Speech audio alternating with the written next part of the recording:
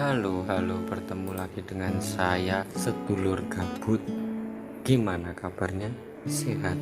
Sudah makan? Tapi masih gabut? Oke, saya punya solusinya.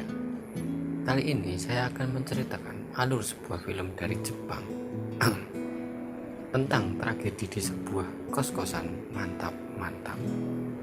Oke, langsung saja kita masuk ke review. Tapi sebelum itu, silakan dulu klik tombol subscribe dan like-nya demi kesejahteraan bersama pastinya. Kalau sudah, siapkan tisu, sabun, peralatan tempur lainnya, dan saya putar dulu intronya.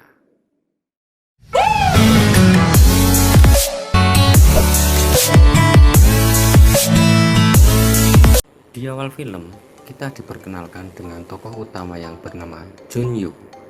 Dia adalah seorang lulusan sarjana, masih belum mendapatkan pekerjaan alias pengangguran, dan sedang fokus mencari pekerjaan, seperti tes CPNS kalau di Indonesia. Nah, Junyuk ini sudah 2 kali gagal dalam tes dan ini kesempatan terakhirnya untuk melamar pekerjaan tersebut. Karena itu, dia fokus sekali mempelajari tes pekerjaannya di kesempatan terakhirnya. Tapi sayangnya, masih ada halangan dan rintangan.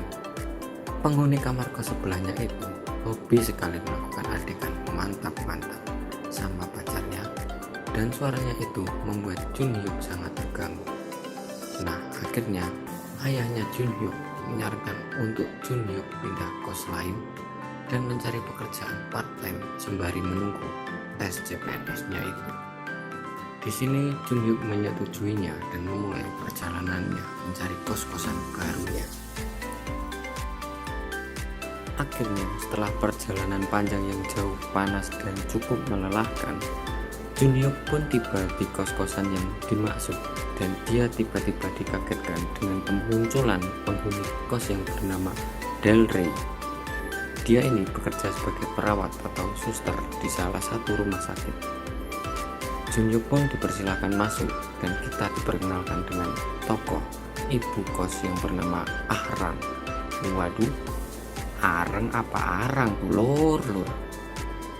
Bu kos ini sudah memiliki suami tapi jarang pulang karena suami bu kos ini bekerja di luar kota.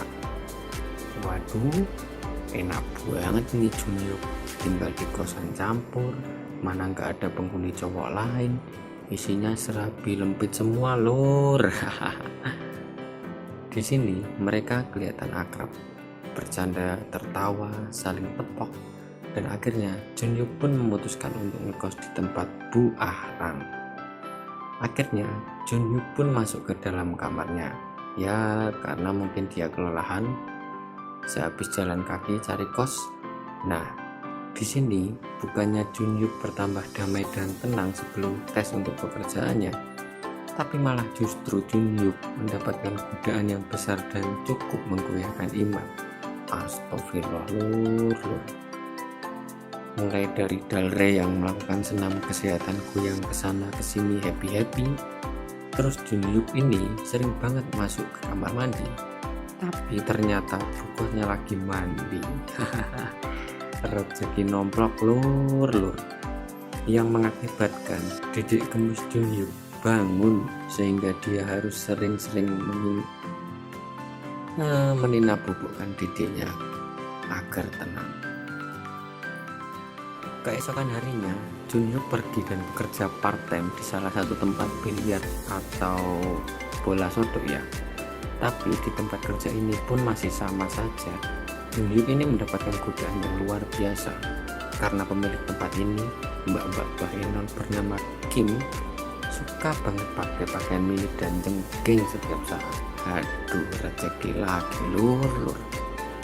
Bahkan pernah suatu momen Kim ini pulang dari party hangout dalam keadaan mabuk berat alias teler, dan Junyuk yang membantunya masuk ke dalam kamar malah digoda. Dan akhirnya Junyuk berniat melakukan adegan mantap-mantap. Tapi sewaktu pemanasan, Junyuk dipanggil seorang pelanggan dan Junyuk pun memutuskan tidak jadi melakukan adegan mantap-mantap dengan Kim. Wah, penonton kecewa ya lur. Santai, cerita masih panjang, tonton terus ya lur.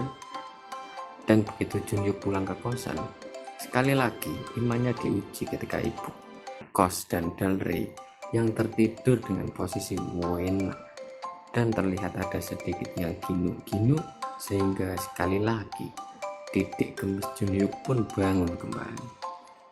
Junhyuk pun penasaran, tapi di sini Junhyuk masih bisa menahan titik gemesnya untuk tidak memberontak lur. Keesokan harinya, Junhyuk kedatangan pacarnya yang bernama Sun-e, dan Junhyuk pun berharap mendapat jatah biasa untuk piknik eksplorasi ke gua. Tapi tiba-tiba muncul Dalrey yang mengganggu suasana, dan sekali lagi Junhyuk pun gagal. Akhirnya pacar Junhyuk pun pulang dan diantar oleh Junhyuk. Dan ketika Junhyuk pulang, dia buru-buru masuk ke kamar mandi, mungkin karena kebelet. Tapi sekali lagi dia dikagetkan dengan sesosok ibu kos yang sedang mengobok-ngobok sesuatu di jalan. Waduh, maka ketika kemana yuk Junhyuk. Nah, godaan demi godaan terus menerpa Junhyuk saat tinggal di kos ibu Ahran ini, sampai suatu ketika ia akan berangkat kerja. Junhyuk pun mendengar suara aneh terdengar celepuk-celepuk dari kamar ibu kos.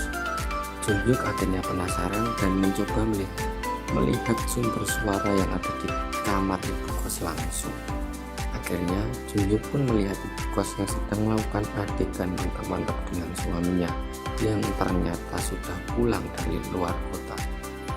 Nah, dari sini Junhyuk pun sudah tidak tahan lagi menahan berontakan dari titik gemesnya.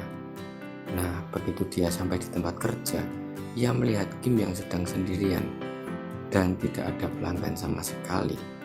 Akhirnya Junhyuk pun menarikkan tangan Kim dan mengajaknya ke dalam kamar, dan Kim pun langsung dimantap-mantap oleh Junhyuk dengan semangat 45-nya. Akhirnya lur. Keesokan harinya terlihat ibu kos yang sedang mengantar keberangkatan suaminya yang akan bekerja kembali ke luar kota. Dan di sini ia memperkenalkan Junhyuk kepada suaminya yang belum kenal dan belum pernah ketemu dengan Junhyuk. Malam harinya mereka ini mengadakan sebuah pesta kecil sambil nyemil dan minum ciu cangkol sepertinya lur. Sampai pada pagi harinya ibu kos yang sudah bangun duluan dan pergi untuk belanja, Junhyuk pun sudah terbangun dan tiba-tiba ia dikagetkan dengan Dalrey yang masih tertidur pulas dengan posisi yang uncrotable. Wedian, yang akhirnya membuat Junhyuk mulai untuk memberanikan diri menerjang dan menggeripin kriteria tubuh Dalrey, dan mereka pun akhirnya melakukan adegan mantap. Alah yuk Junhyuk, beruntungnya dirimu pagi-pagi dapat sarapan serabi lempit. Dan malamnya pun terlihat hujan turun dengan sangat deras. Suasana sepertinya cakung alias cuaca mendukung. Dan di situ ibu kos pun terlihat mulai menggoda Junhyuk yang mungkin ibu kos ini sedang ingin mantap-mantap karena cuacanya mendukung dan suaminya sedang bekerja di luar kota. Ya, kembali lagi dengan godaan seperti itu, akhirnya pun Junhyuk berhasil kembali menikmati serabi lempit, kali ini milik ibu kos. Mantap jiwa lur. Tapi tiba-tiba suami ibu kos pulang dari luar kota.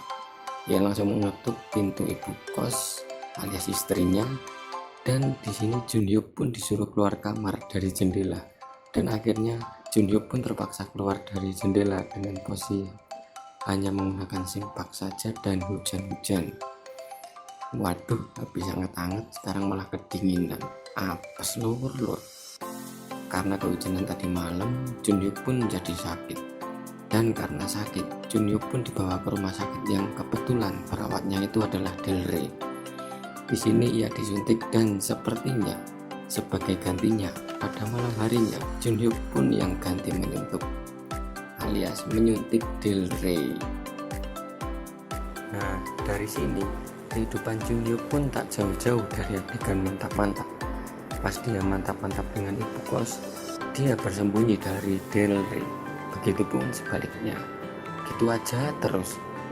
Sampai kemudian ayahnya yang sudah tua pun jatuh sakit, dan mau tidak mau Junhyuk pun terpaksa keluar dari kosan mantap-mantap tersebut, karena dia harus balik lagi ke kosan yang dulu karena lebih dekat untuk merawat sang ayah. Dan di keadaan mendesak ini, yaitu ayahnya sedang sakit dan kamar kos sebelahnya yang hobi menciptakan suara-suara kenikmatan, Junhyuk pun tetap berusaha fokus belajar untuk mengikuti tes agar bisa diterima kerja, dan usahanya tersebut ternyata membuahkan hasil. Ia pun akhirnya diterima di pekerjaan tersebut. Dan meskipun perjalanan hidupnya sebagai penikmat penghuni kos-kosan sudah berakhir, tapi ia kini merambahkan sayap menjadi penikmat di dunia kerjanya juga. Dan akhirnya film pun berakhir.